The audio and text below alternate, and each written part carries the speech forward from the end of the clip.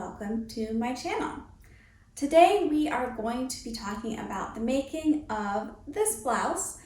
This is the Greenwood blouse by Amy Scott Sews on Etsy, and it is a pattern that I decided to try out.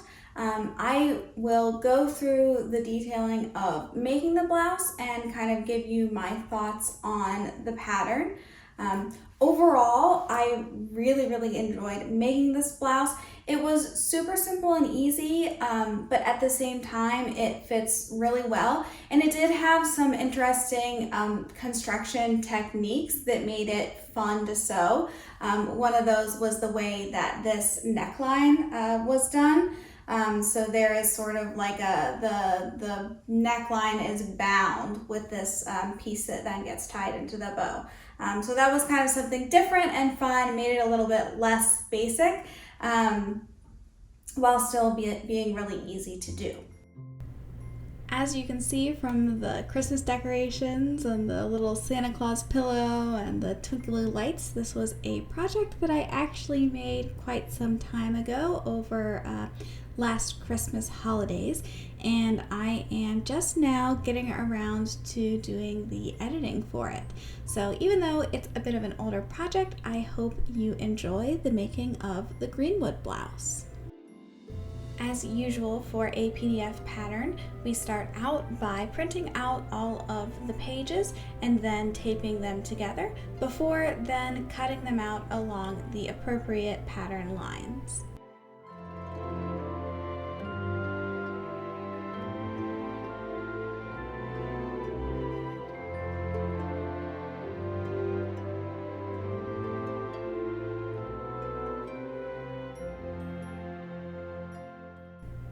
And as is usual for me, I then needed to shorten it at the waist by about 2 inches.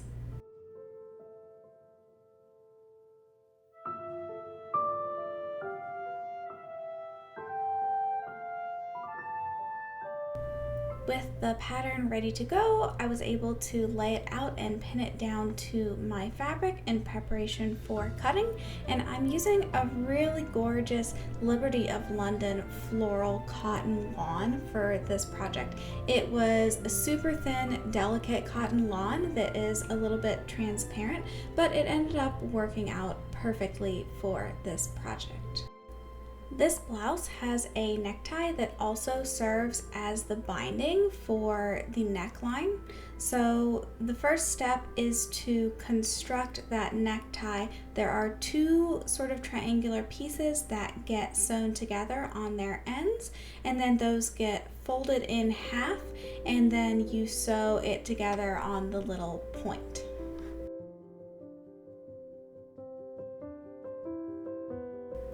There is also a little keyhole opening at the very center front of the neckline, and it has a little facing piece that you use to finish the edge.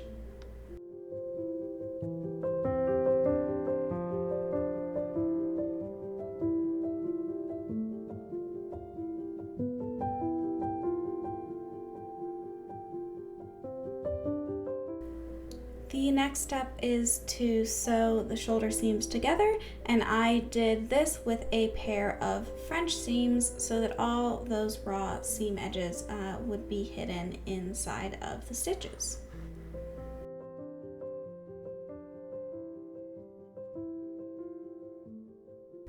So still working on those French seams here, I am simply ironing the initial stitch line open, and then I will flip it, fold it together, and then run another line of stitches down, enclosing those raw edges.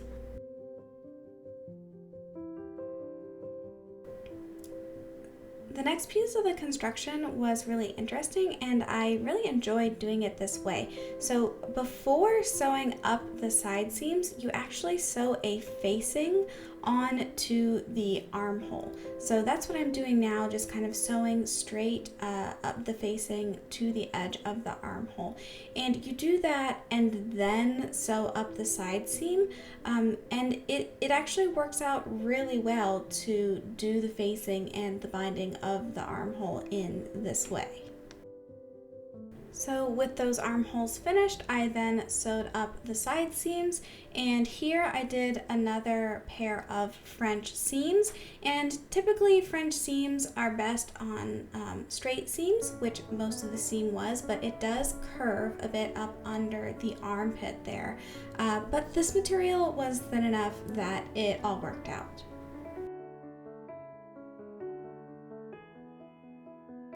So now that the side seam has been sewn up, we take that facing for the armhole that we sewed on prior and fold it up to the inside twice, ironing as we go, and then top stitch that down.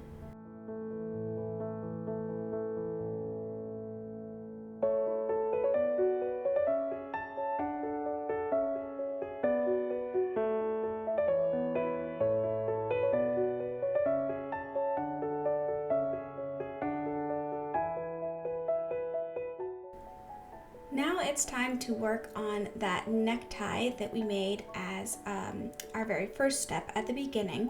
So we take both edges of the necktie and fold them up to the inside by just a little bit, I think maybe a quarter of an inch there, and press it down in place.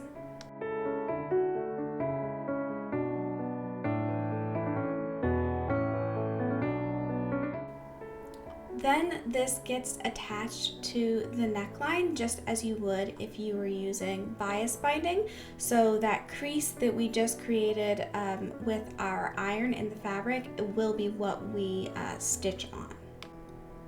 So you can see that here, just stitching on just like we would with bias binding, going down that crease that we created with our iron.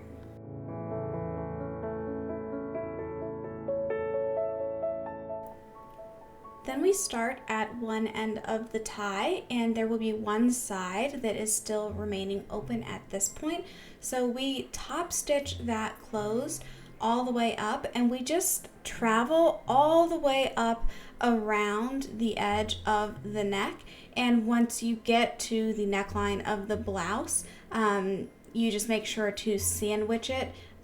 Sandwich the blouse in between the two sides of the necktie as you do that top stitching.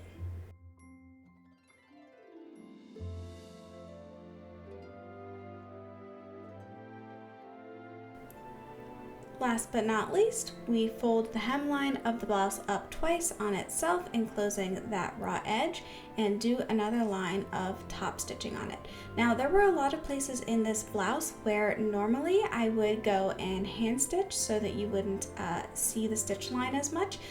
Typically, I hand stitch all of my hems, but this fabric was so busy that you really couldn't even tell with the thread at all. So I decided that I would follow the instructions given in the pattern and just do the top stitching. But if I made this blouse in a plain fabric, I probably would go and actually hand stitch, unless I just wanted the stitches to be decorative. So up to you.